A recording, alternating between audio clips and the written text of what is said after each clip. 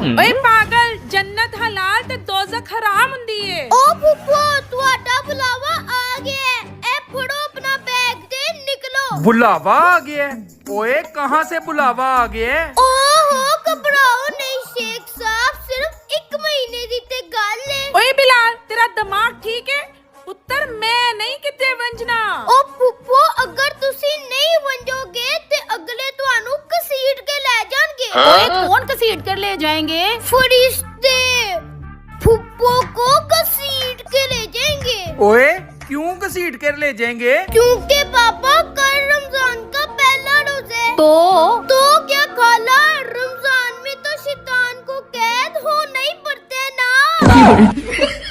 ओहो, घबरा ना फुप्पी, सिर्फ 1 महीने ਦੀ ਤੇ ਗੱਲ ਏ ਤੇ ਬਾਕੀ 11 ਮਹੀਨੇ ਵੀ ਤੇ ਤੁਸੀਂ ਪਾਕਿਸਤਾਨੀ ਆਵਾਮ ਨੂੰ ਵਕਤ ਹੀ ਪਾਣੇ ਨੇ।